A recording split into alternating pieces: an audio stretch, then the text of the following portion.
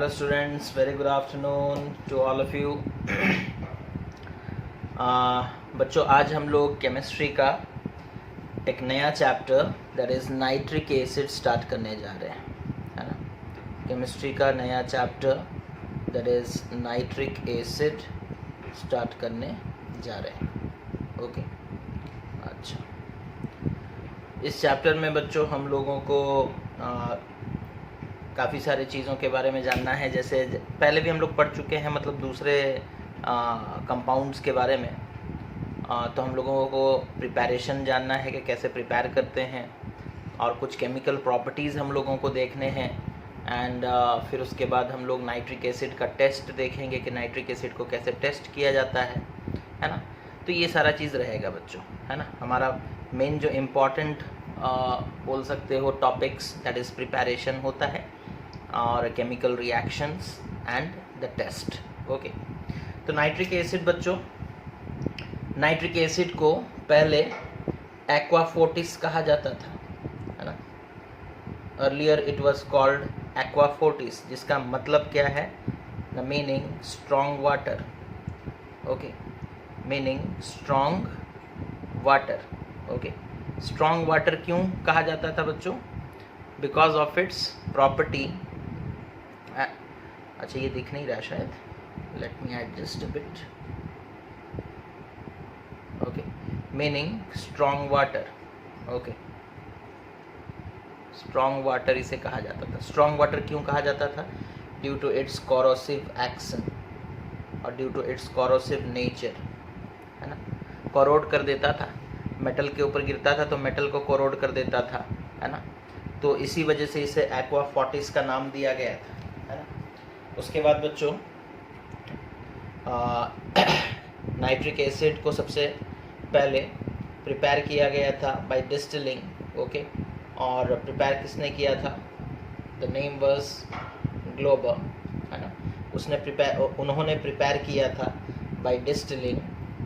Okay, Glauber prepared nitric acid, okay, prepared HNO3, okay, by distilling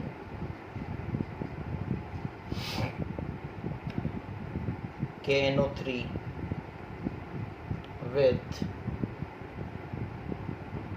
concentrated sulfuric acid। okay, तो इन दोनों चीज़ों को react करा करके ग्लोबर ने सबसे पहले प्रिपेयर किया था नाइट्रिक एसिड को, ठीक है। और क्योंकि बच्चों KNO3 का नाम है नाइटर, इसे कॉमनली नाइटर कहा जाता है, और इससे प्रिपेयर हुआ था ये एसिड, इसी के लिए इसे नाइट्रिक एसिड कहा गया, है ना। अच्छा, उसके बाद इसके कॉम्पोजिशन के बारे में पता चला था। किसने बताया था? Henry Cavendish. ओके, उन्होंने बताया नाइट्रिक एसिड का कॉम्पोजिशन, ठीक है। उन्होंने बताया नाइट्रिक एसिड का कॉम्पोजिशन, है ना, नाइट्रिक एसिड का कॉम्पोजिशन, ठीक है।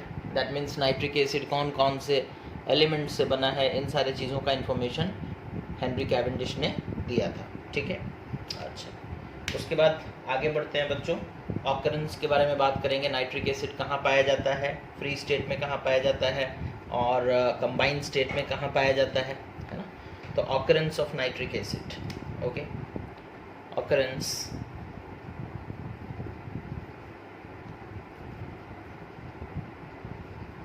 ऑफ HNO3, ठीक है, इन द फ्री स्टेट। पहले देखेंगे इन द फ्री स्टेट, ठीक है। तो देखो बच्चों, हमारे एटमॉस्फेयर में नाइट्रोजन है, ठीक है, हमारे एटमॉस्फेयर में नाइट्रोजन प्रेजेंट है, ठीक है। जब लाइटनिंग डिस्चार्ज होता है ना, जब लाइटनिंग डिस्चार्ज होता है, ओके, जब लाइटनिंग डिस्चार्ज होता है, ओके, तब बच्चों एटमॉस्फेयर का नाइट्रोजन, ठीक है, रिएक्ट कर जाता है ऑक्सीजन के साथ और बन जाता है नाइट्रिक ऑक्साइड, है ना। ओके, ये प्रोसेस होता है लाइटनिंग के दौरान। ये कब होता है? लाइटनिंग के दौरान। ओके, ये प्रोसेस होता है लाइटनिंग के दौरान। अब नाइट्रिक ऑक्साइड जो बन गया ना, ठीक है, वो फर्दर रिएक्ट कर जाता है ऑक्सीजन के साथ और बन जाता है नाइट्रोजन डाइऑक्साइड, ठीक है, नाइट्रोजन डाइऑक्साइड। फिर बच्चों फाइनली ये नाइट्रोजन डाइऑक्साइड जो है वो एटमॉस्फेयर में जो मॉइस्चर प्रेजेंट है, ठीक है, उसके साथ रिएक्ट करता है in presence of oxygen to form nitric acid, to form nitric acid. Balance करेंगे 2H2O और यहाँ 4HNO3, ठीक है। तो इस तरीके से नाइट्रोजन जो है नाइट्रिक एसिड जो है हमारे एटमॉस्फेयर में प्रोड्यूस होता है और ये एसिड रेन बन करके नीचे आता है ना, एसिड रेन बन करके नीचे आता है, ठीक है। तो this is how nitric acid is prepared and it exist in our nature in the free state, okay. अच्छा, उसके बाद ये जो नाइट्रिक एसिड बन गया बच्चों, अब ये नाइट्रिक एसिड एटमॉस्फेयर में जो नाइट्रिक एसिड बना, ये नाइट्रिक एसिड सॉल्ट्स के साथ रिएक्ट करता है, ठीक है। नाइट्रिक एसिड डिफरेंट सॉल्ट्स के साथ रिएक्ट करता है, ओके, और बनाता है नाइट्रोजनस कंपाउंड्स, है ना, या फिर बोल सकते हो यूजफुल नाइट्रोजनस कंपाउंड्स, ठीक है, यूजफुल नाइट्रोजनस कंपाउंड्स, ओके। और इस पूरे प्रोसेस को the conversion of atmospheric nitrogen, है ना, स्टार्टिंग फ्रॉम नाइट्रोजन यहाँ से, ठीक है, नाइट्रोजन एटमॉस्फेयर में प्रेजेंट था और इस पूरे प्रोसेस को होते हुए जब वो एक यूजफुल नाइट्रोजन कंपाउंड में कन्वर्ट हो जाता है तो इस पूरे प्रोसेस को हम लोग कहते हैं इट इज़ नाइट्रोजन फिक्सेशन, है ना। The whole process is termed as nitrogen fixation starting from atmospheric nitrogen to useful nitrogenous compound. ये जो पूरा प्रोसेस है, ये जो पूरा जर्नी है बच्चों, इसे हम लोग कहते हैं नाइट्रोजन फिक्सेशन। इसे हम लोग क्या कहते हैं? नाइट्रोजन फिक्सेशन और फिक्सेशन ऑफ एटमॉस्फेरिक नाइट्रोजन, ठीक है। अच्छा, ये तो फ्री स्टेट में हो गया। और फिक्सेशन ऑफ नाइट्रोजन का मतलब क्या है वो भी हम लोग समझ लिया। एटमॉस्फेरिक नाइट्रोजन को यूजफुल नाइट्रोजनस कंपाउंड्स में कन्वर्ट होना, ठीक है, जो कि सॉल्युबल वगैरह होते हैं वाटर में, तो उसे हम लोग फिक्सेशन ऑफ नाइट्रोजन कहते हैं। अब देखते हैं कंबाइंड स्टेट में।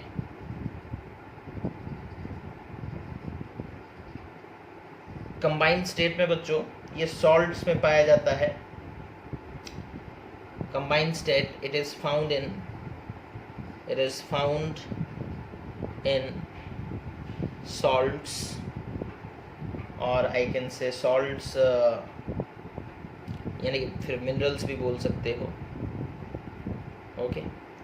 अच्छा, एग्जाम्पल अगर हमसे पूछेगा तो हम बोल सकते हैं सोडियम नाइट्रेट में प्रेजेंट है NaNO3, इसे कहते हैं शाई पिटर, सॉल्ट पिटर, ठीक है। तो कॉमन नाम है, याद रखोगे, ओके। और उसी तरीके से KNO3, इसे बच्चों कहते हैं बेंगल सॉल्ट पिटर, ठीक है।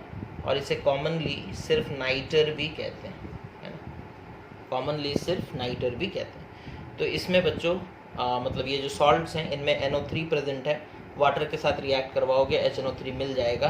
दैट मीन्स कंबाइंड स्टेट में HNO3 यहाँ पर प्रेजेंट है, कंबाइंड स्टेट में HNO3 यहाँ पर प्रेजेंट है, ओके। अच्छा, अब उसके बाद आते हैं बच्चों, बात करेंगे प्रिपरेशन ऑफ नाइट्रिक एसिड, ठीक है, प्रिपरेशन ऑफ नाइट्रिक एसिड, ठीक है, laboratory preparation, lab preparation of HNO3, ठीक है। लैब में हम लोग किस तरीके से प्रिपेयर करते हैं HNO3, ठीक है। तो हम लोग क्या करेंगे बच्चों ना, दो केमिकल्स हम लोगों को लेने हैं। What are the chemicals needed और what are the chemical reagents, okay, chemicals needed, ठीक है। क्या केमिकल्स हमें चाहिए? एक बच्चों हमें या तो KNO3 चाहिए, ठीक है, या NaNO3 चाहिए, इन दोनों में से एक चाहिए। उसके बाद इनके साथ हम लोगों को क्या चाहिए ना, कंसंट्रेटेड H2SO4 चाहिए, H2SO4 वो भी कंसनट्रेटेड चाहिए। ठीक है, इन दोनों को यूज़ करके ही हम लोग प्रिपेयर कर सकते हैं क्या ना, नाइट्रिक एसिड। ठीक है, तो रिएक्शन क्या होता है देखो, the reaction that is taking place ना, जब KNO3 रिएक्ट करता है कंसंट्रेटेड H2SO4 के साथ, okay, at a temperature less than 200 degree Celsius, okay, तो फॉर्मेशन करता है बच्चों KHSO4 that is potassium bisulphate plus HNO3। ठीक है, ये वेपर के फॉर्म में प्रोड्यूस होता है ना, ये वेपर के फॉर्म में प्रोड्यूस होता है। ठीक है, इसी तरीके से KNO3 की जगह NaNO3 भी ले सकते हो। Very similar kind of reaction will take place, that is NaNO3 when reacts with concentrated H2SO4, okay, at a temperature less than 200 degrees Celsius, it forms NaHSO4 plus HNO3। ठीक है, यहाँ पर vapours formation, vapours of HNO3। Okay, तो similar kind of reaction is taking place students. Okay, एक ही तरह का reaction होता है जब चाहे तुम पोटेशियम नाइट्रेट को रिएक्ट कराओ या सोडियम नाइट्रेट को रिएक्ट कराओ, similar kind of reaction you will see. Okay, अच्छा, तो ये तो हो गया chemical reaction during the lab preparation, है ना। तो अगर हमसे पूछता है क्वेश्चन में how can we prepare nitric acid in the laboratory, तो हम लोगों को थ्योरी मतलब स्टेटमेंट तो लिखना ही है, साथ में ये इक्वेशन लिखना बहुत ज़रूरी है। ठीक है, इक्वेशन नहीं लिखोगे मार्क बहुत कट जाता है बच्चों, है ना। तो always remember the equations are very important, the equations are very important. Okay, तो यहाँ पर रिएक्टेंट्स कौन कौन है वो आप लोगों को दिख ही रहा है ना। यहाँ रिएक्टेंट्स कौन कौन है बच्चों, रिएक्टेंट्स हो गया हमारा दैट इज पोटेशियम नाइट्रेट और sodium nitrate along with sulphuric acid. Okay, and products क्या बना, पोटेशियम सल्फेट और sodium sulphate along with nitric acid, along with nitric acid. Okay, product temperature क्या है, temperature should be less than 200 degree Celsius. अब क्यों है वो भी रीज़न हम लोग देखेंगे। ठीक है, बट अभी फिलहाल ये याद रखो कि टेम्परेचर कितना होगा, less than 200 degree Celsius. Okay, procedure क्या है ना, हम लोग लेंगे बच्चों a mixture of equal parts by weight of sodium nitrate और potassium nitrate and concentrated sulphuric acid, और उन्हें हीट करेंगे किसमें ना, एक ग्लास रिटोर्ट में। ठीक है, डायग्राम आप लोग अपने बुक में देख सकते हो, apparatus का अरेंजमेंट किस तरीके से दिया गया है ना। तो हम लोग मिक्सचर लेंगे किसका, ओके, प्रोसीजर में हम लोग देखेंगे बच्चों प्रोसीजर क्या होगा, प्रोसीजर क्या होगा ना, we will take mixture of equal parts, mixture of equal parts by weight, है ना। मतलब जितना सोडियम जितना पोटेशियम नाइट्रेट, अगर सपोज कर लो पोटेशियम नाइट्रेट आप लिए 50 ग्राम, तो सल्फ्यूरिक एसिड भी लोगे 50 ग्राम। ठीक है, बाय वेट उनका रेशियो सेम होना चाहिए, that is mixture of equal parts by wait. Okay, और फिर हम लोग उसे क्या करेंगे, mixture of equal parts by weight of potassium nitrate, sodium nitrate and potassium nitrate or sodium nitrate and HNO3 are taken, okay, इन्हें लेंगे and heated, okay, gently and heated gently, okay, in a glass retort, in a glass retort.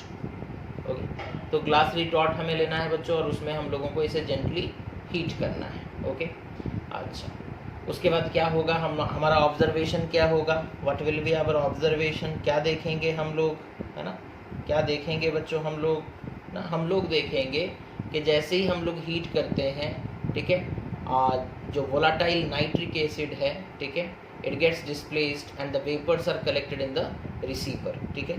तो यहाँ देखो हम लोग reaction, अगर आपको याद होगा, that is KNO3, okay, plus H2SO4। अब यहाँ पर देखो बच्चों, H2SO4 is a non volatile acid and KNO3 is a salt of volatile acid. तो हम लोगों को पता है, when A salt of volatile acid reacts with a non-volatile acid, then what is formed? Is new salt plus the volatile acid, okay।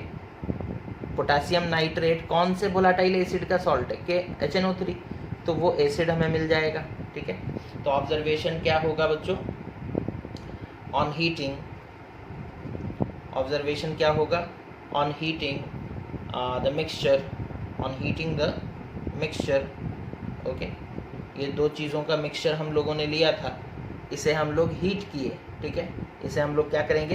Heat करेंगे। Temperature less than 200 degree Celsius होना चाहिए, ठीक है। जेंटल हीटिंग इसी के लिए हम लोग बोल रहे हैं। तो हम लोग देखेंगे on heating the mixture, volatile liquid, volatile acid HNO3 is formed, है ना। HNO3 इज फॉर्म, जो वोलाटाइल एसिड है HNO3 वो फॉर्म होगा बच्चों, है ना। और वोलाटाइल है यानी कि इजीली वेपर में कन्वर्ट हो जाता है, इसी के लिए हम लोग देखेंगे वेपर्स के आकार में ही वो फॉर्म होगा, ठीक है। वेपर्स के आकार में ही वो फॉर्म होगा, ठीक है। फिर इसे हम लोग ठंडा करके उसके ऊपर सपोज हम लोग क्या करेंगे, ये तो वेपर बना, इसके ऊपर हम लोग कोल्ड वाटर स्प्रिंकल करेंगे, है ना। कोल्ड वाटर स्प्रिंकल करेंगे, ठीक है। कोल्ड वाटर स्प्रिंकल कर देने से हम लोगों को लिक्विड HNO3 यानी कि कंडेंसेशन हो जाएगा, तो लिक्विड HNO3 मिल जाएगा बच्चों। क्या मिलेगा? लिक्विड HNO3, ठीक है। तो कोल्ड वाटर उसके ऊपर स्प्रिंकल किया जाता है और ठंडे पानी के मतलब कांटेक्ट में आने की वजह से, यानी कि उसके एनवायरनमेंट में आने की वजह से, एक ठंडे एनवायरनमेंट में आने की वजह से वेपर जो है वो लिक्विड बन जाता है ना, कंडेंसेशन होता है, okay. So this is the procedure and this is the observation, okay. अच्छा, उसके बाद कलेक्शन, है ना। उसके बाद क्या है बच्चों? कलेक्शन। कलेक्शन कैसे करेंगे हम लोग ना? The concentrated nitric acid vapours condense and are collected in the water cooled receiver, ठीक है। तो जो कंसनट्रेटेड नाइट्रिक एसिड है, concentrated nitric acid, okay, vapours, concentrated nitric acid vapours HNO3, that is nitric acid vapors are condensed, ठीक है। उन्हें पानी छिड़केंगे तो वो कंडेंस हो जाएंगे and collected in the water cooled receiver, in the water cooled receiver, ठीक है। तो एक रिसीवर है ऑब्वियसली, एक कंटेनर जिसमें हम लोग उसे ऑब्टेन करेंगे। इट इज़ वाटर कूल्ड यानी कि उस रिसीवर के ऊपर कंटिन्यूसली पानी गिर रहा है और ठंडा पानी गिर रहा है, और ये ठंडा पानी क्या करता है ना, वेपर्स को लिक्विड नाइट्रिक एसिड में कन्वर्ट करता है, ठीक है। प्रिकॉशन क्या होना चाहिए बच्चों? प्रिकॉशन क्या लेंगे हम लोग ना? प्रिकॉशन होगा बच्चों, the complete apparatus is made up of glass, okay. complete apparatus should be made up of glass। ऐसा क्यों? because HNO3 is highly corrosive,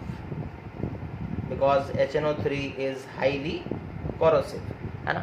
तो HNO3 हाईली कॉरोसिव है, अगर कोई मेटल पार्ट होगा, ठीक है, तो वो उसको कोरोड कर देगा, है ना। लेकिन ग्लास को इतने आसानी के साथ कोरोड नहीं किया जा सकता, इसी के लिए हम लोग क्या करते हैं ना, हम लोग ग्लास का एपरेटस बनाते हैं। The total apparatus is made up of glass, okay. उसके बाद हम लोग HCl क्यों नहीं यूज़ किए बच्चों रिएक्शन में? HCl जो है ये वोलाटाइल एसिड है, ठीक है, और H2SO4 जो है ये नॉन वोलाटाइल एसिड है, ठीक है, नॉन वोलाटाइल एसिड है, ओके। अच्छा, नॉन वोलाटाइल एसिड जो है वो क्या कर सकता है ना, एक वोलाटाइल सॉल्ट से वोलाटाइल एसिड को निकाल सकता है, लेकिन यही काम HCl नहीं कर सकता। ठीक है, यही काम HCl नहीं कर सकता, या फिर अगर किया भी तो क्या होगा, HCl भी HNO3 के साथ प्रोडक्ट में आ जाएगा। ठीक है, अच्छा, उसके बाद ये तो हो गया कलेक्शन एंड प्रिकॉशन। ओके, अच्छा, उसके बाद क्या है बच्चों, दैट इज आइडेंटिफिकेशन। कैसे पहचानेंगे कि जो फॉर्मेशन हुआ है सब्सटेंस वो नाइट्रिक एसिड ही है। आइडेंटिफिकेशन कैसे होगा, तो जो वेपर्स हम लोग ऑब्टेन किए बच्चों रिसीवर में, उसे अगर हम लोग मतलब ऑन हीटिंग एलॉन और विथ कॉपर टर्निंग्स, ठीक है, तो वेपर हम लोगों को किसका मिला है, HNO3 का मिला है। ठीक है, इसे हम लोग दो तरीके से हीट कर सकते हैं। ठीक है, हीट करेंगे एलॉन या फिर हीट करेंगे विथ कॉपर टर्निंग्स। ठीक है, कॉपर के इस तरीके से टुकड़े है ना, छोटे छोटे टुकड़ों को लेकर के उसके प्रेजेंस में हीट करेंगे। ठीक है, और हम लोग देखेंगे दोनों ही केसेस में बच्चों, या तो नाइट्रिक एसिड को अकेले हीट कर दो या नाइट्रिक एसिड को कॉपर टर्निंग्स के प्रेजेंस में हीट करो, है ना, एक रेडिश ब्राउन कलर का गैस फॉर्मेशन होगा। ठीक है, reddish brown fumes of nitrogen dioxide are formed. ठीक है, तो आपको एक लिक्विड दे दिया गया और बोला गया बोलो ये नाइट्रिक एसिड, सॉरी बोलो नहीं, बताओ ये नाइट्रिक एसिड है या नहीं। तो आप या तो उसे हीट कर दो, और अगर रेडिश ब्राउन कलर का फ्यूम्स निकल रहा है दैट मीन्स ये नाइट्रिक एसिड है। या फिर आप इसे कॉपर टर्निंग्स के प्रेजेंस में हीट करो, और अगर सपोज कर लो क्या हो रहा है ना, रेडिश ब्राउन फ्यूम्स निकल रहे हैं, तो फिर वो क्या है ना, ये नाइट्रिक एसिड है। ठीक है, अच्छा, ये जो रेडिश ब्राउन फ्यूम्स निकले हैं, है ना, reddish brown fumes of nitrogen dioxide, okay, और इनका पहचान क्या है ना, it will turn, okay, these turns acidified ferrous sulfate solution, okay, brown, okay, solution brown। तो नाइट्रोजन डाइऑक्साइड क्या कर सकता है ना, it can turn acidified ferrous sulphate solution brown. Okay, तो अल्टीमेटली हम लोगों को पता ये चल जाएगा, देखो हम लोगों को एक लिक्विड दिया गया है ना, हम लोग उसे हीट किए, रेडिश ब्राउन कलर का गैस बना, और वो रेडिश ब्राउन कलर का गैस एसिडिफाइड फेरस सल्फेट को क्या कर सकता है, ब्राउन कर सकता है। तो ये गैस, कोई दूसरा गैस बच्चों एसिडिफाइड फेरस सल्फेट को ब्राउन नहीं कर सकता, नाइट्रोजन डाइऑक्साइड कर सकता है। तो हम लोग पहले नाइट्रोजन डाइऑक्साइड पहचाने, और नाइट्रोजन डाइऑक्साइड निकला कहाँ से हो सकता है ना, नाइट्रिक एसिड से।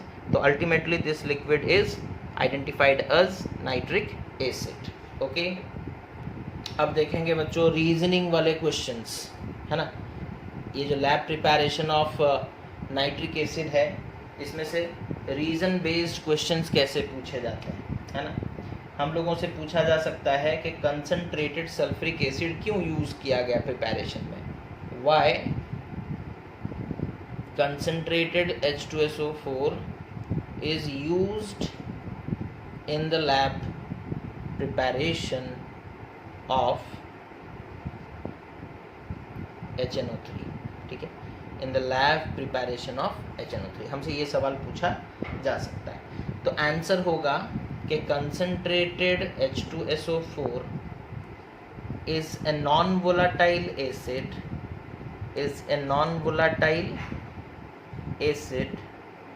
and is capable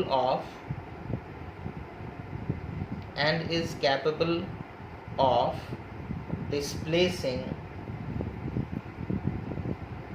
the more volatile acid from its salt। Okay, जैसे KNO3 का अगर हम आपसे पूछेंगे बच्चों, ये कौन से बेस और कौन से एसिड के रिएक्शन से KNO3 बना होगा ना, पोटेशियम हाइड्रोक्साइड और HNO3 जब रिएक्ट किए होंगे तब ये बना होगा। तो इसका पेरेंट एसिड कौन है, HNO3।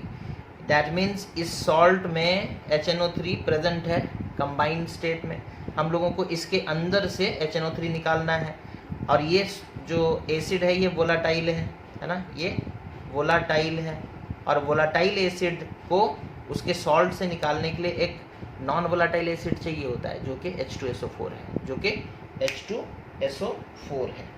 अब यहीं पर हम लोगों से पूछा जा सकता था कि HCl क्यों नहीं यूज़ किए, concentrated HCl, okay, why concentrated HCl is not used in the lab preparation, in the lab preparation of HNO3, ठीक है, why it is not used, okay, why? तो आंसर क्या होगा बच्चों कि HCl चाहे कंसनट्रेटेड ही ले लो, ठीक है, HCl concentrated HCl itself is a volatile acid, वो खुद एक volatile acid है, and volatile acid and hence it is not capable, or hence it cannot displace,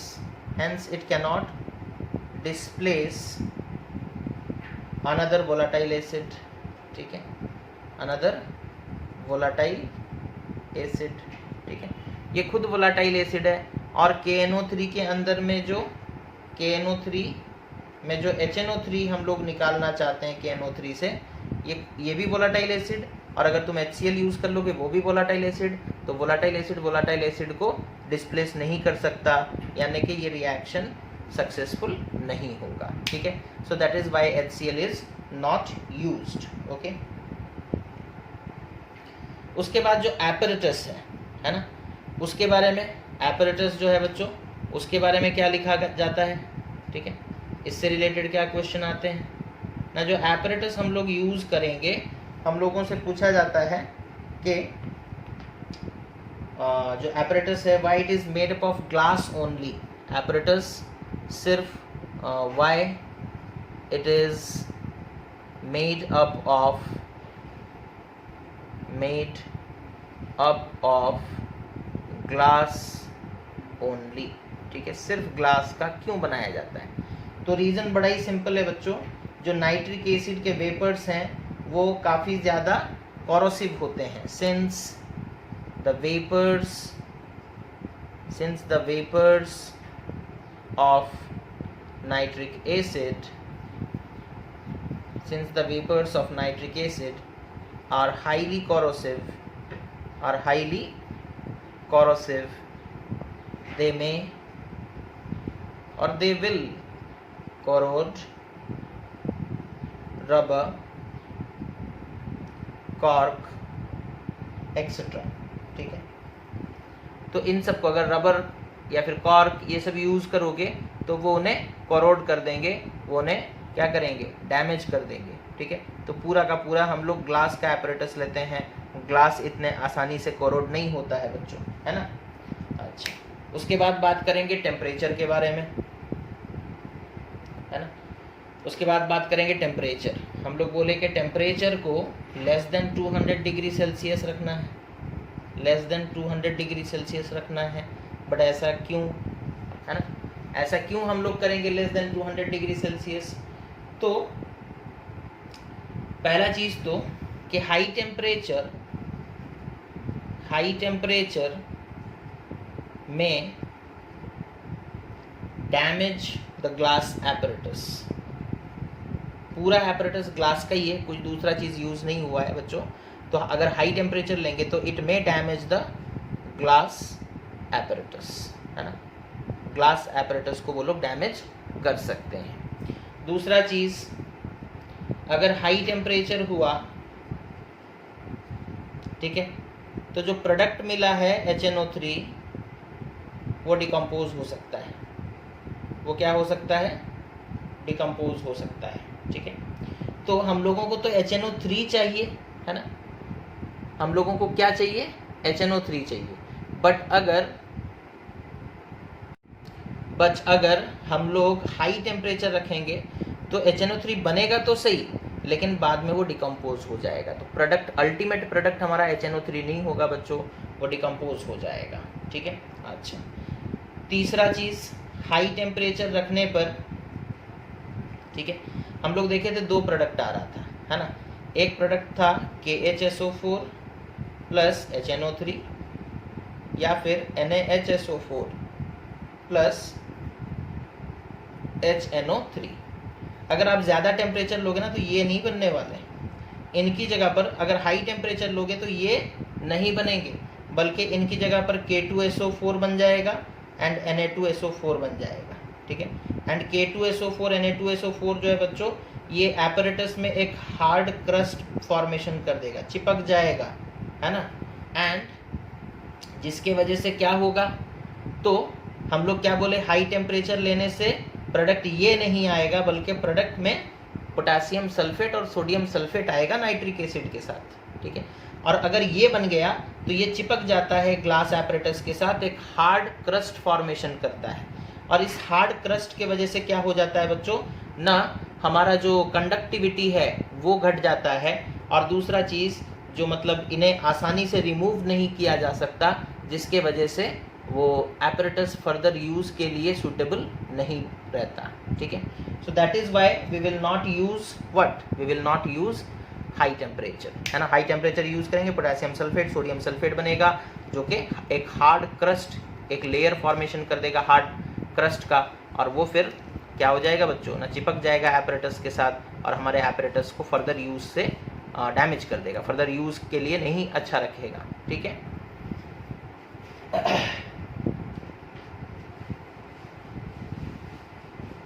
okay, तो अभी के लिए बच्चों इतना ही हम लोग डिस्कशन करते हैं, फर्दर हम लोग अपने नेक्स्ट क्लास में डिस्कशन करेंगे आगे। So thank you for watching, take care of yourself and have a nice day.